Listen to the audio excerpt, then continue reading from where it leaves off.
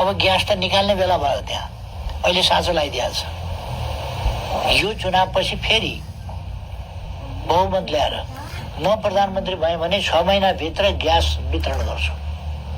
यो रेकर्डमा रहोस्।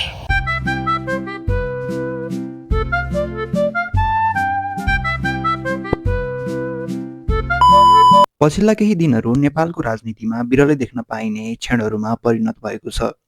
पूर्व प्रधानमन्त्री र पूर्व गृहमन्त्रीको गिरफ्तारी अहिले चर्चाको विषय बनिरहेको छ। सत्ता र शक्तिसँग जोडिएका 10 जना हालसम्म पक्राउ परेका छन् भने र यो संख्या फुटबलको गोलबाट क्रिकेटको रनमा परिणत हुने सङ्केत पनि स्पष्टसँग देखिरहेको छ। के साँच्चै जेनजी आन्दोलनले खोजेको परिवर्तन देश र जनताले पाउन सुरु गरेका हुन् र कसरी 6 महिनामा देशले दशकौंमा प्राप्त गर्न नसकेको उपलब्धि हासिल गर्न सक्यो? आउनुहोस् सुरु गरौँ आजको भिडियो।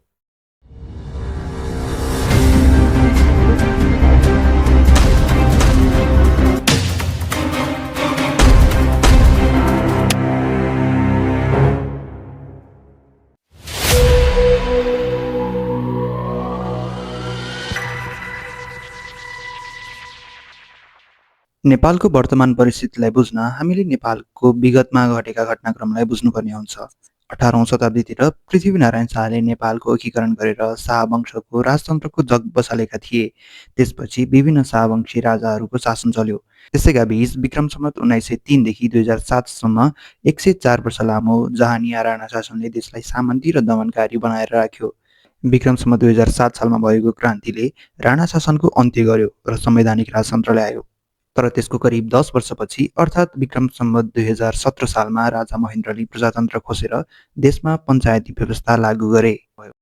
राजनीतिक दलहरू र दलगत राजनैतिक उद्देश्यले प्रेरित भएका वर्गीय संगठनहरूलाई समेत यही घोषणाद्वारा हाललाई अवैध घोषित गरी यस्ता संस्थाहरूमा प्रतिबन्ध लगाई बक्से। 2046 सालको जनआन्दोलनले बहुदलीय प्रजातन्त्र ल्यायो र त्यसपछि भएको दरबार हत्याकाण्ड र 2052 देखि 2063 सालको माओवादी द्वन्द्वले 17,000 भन्दा बढी नेपालीको ज्यान लियो। 2062-63 को जनआन्दोलनले राजालाई सत्ताबाट हटायो र 240 वर्ष पुरानो राजतन्त्र खारेज गरी संघीय लोकतान्त्रिक गणतन्त्र घोषणा भयो। विक्रम सम्वत 2065 सालपछि पनि 17 वर्षमा 15 भन्दा बढी सरकार फेरिए। केपी ओली सहित विभिन्न नेताहरू पटक पटक प्रधानमन्त्री बने तर राज्य परिवर्तन हुन सकेन, देश परिवर्तन हुन सकेन। कुर्सीको खेलमा देश बिर्सिएर सबैजना त्यही कुर्सीका लागि होमिन पुगे र यिनै कुराबाट आजित भएर जनताले 2082 साल भदौ 23 गते जेनजी आन्दोलनद्वारा यो चक्रलाई फेरि तोड्ने प्रयास गरे। त्यही त मेरो सोच चाहिँ त्यही हो। मेरो 4 वर्षपछि विदेश जान नपरोस्।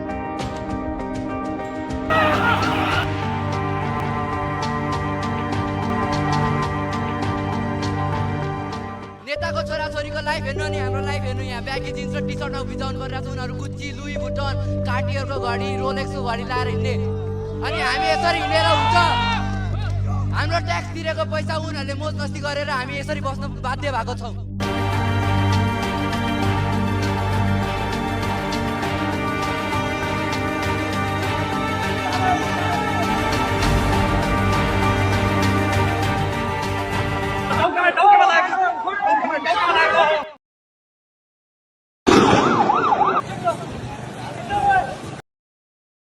मेरो रगत हो, नेपालीको रगत हो।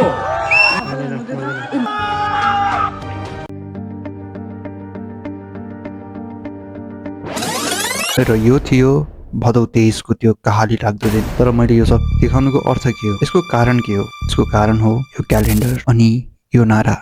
महिला संसद भवन जालो, त्यसपछि मात्रै गोली चल्यो। महिला संसद भवन जालो, त्यसपछि मात्रै गोली चल्यो। भनिन्छ सत्ताको लोभले भरिएको मानिस जब शक्ति गुमाउँछ उसको अहंकार भत्किन्छ, तर वास्तविकतामाथि प्रश्न गर्न पुग्छ र यसपालिको चुनावले धेरैको त्यही अहंकारलाई नष्ट गरेको छ। अब वास्तविकतामाथि प्रश्न उठ्नु स्वाभाविक हो। अन्तरिम सरकारले गठन गरेको कार्की आयोगको प्रतिवेदन नवनिर्मित सरकारले कार्यान्वयनमा ल्याउँछ। ओली र लेखक लगायतका दोषीलाई हिरासतमा लिइन्छ। जनता नयाँ सरकारको कामबाट खुसी छन्, तर केही भने जेनजी आन्दोलन भन्दा भयावह आन्दोलन गर्ने भन्न समेत पुग्छन्। जुन जेनजी आन्दोलन उनीहरूले भनेका छन् त्यो आन्दोलनलाई बिर्साउने ढङ्गको आन्दोलन चाहिँ हामी काठमाडौँ गर्दैछौँ। हामीले 7 गते सबै प्रदेशका राजधानीहरूमा, काठमाडौँ बाहेकका सबै ठाउँमा 6वटै ठाउँमा चाहिँ हामी शानदार प्रदर्शन गर्दैछौँ र यसबाट हामी देखाउँदैछौँ कि नेकपा एमालेको शक्ति के हो भन्ने कुरा प्रहरीलाई र तिम्रो बाउको हिम्मत छ भने केपी ओलीलाई गएर देखा।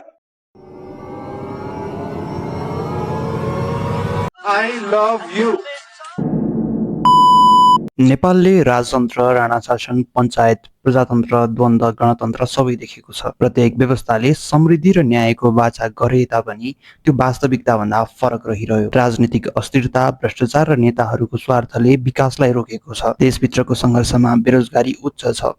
कृषि क्षेत्र श्रमको अभावले खुम्चाउँदैछ। राजनीतिक अस्थिरताले लगानी आकर्षित गर्न सकेको छैन। शिक्षा र स्वास्थ्यमा सुधार भए पनि गुणस्तर कमजोर छ। भ्रष्टाचारले आम नागरिकलाई पीडा दिइरहेको छ। 2082 भदौ 23 को आन्दोलनले त्यही पीडा चर्किएको सङ्केत देखाएको थियो। देश बाहिरको सङ्घर्षमा लाखौं नेपालीहरू वैदेशिक रोजगारीमा छन्। रेमिट्यान्सले नै देशको अर्थतन्त्रको ठूलो हिस्सा ओगटेको छ। तर यो पैसाको पछाडि ठूलो मानवीय मूल्य पनि छ। खाडी मुलुक मलेसिया, क्रोएसिया जस्ता ठाउँमा नेपाली कामदारहरू शोषण, हिंसा, ऋणको जाल र मृत्युको जोखिममा बाँचिरहेका छन्। हरेक दिन 3-4 जना नेपालीको शव त्रिभुवन अन्तर्राष्ट्रिय विमानस्थलबाट बाहिर आउँछ। ब्रेन ड्रेनले डाक्टर, इन्जिनियर, शिक्षकहरू विदेशिएका छन्।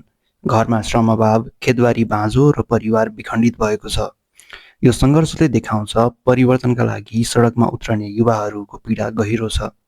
राजतन्त्रबाट गणतन्त्रसम्म आइपुग्दा पनि जनताले आधारभूत आवश्यकता, रोजगारी, न्याय, स्थिरता पूरा भएको महसुस गर्न सकेका छैनन्।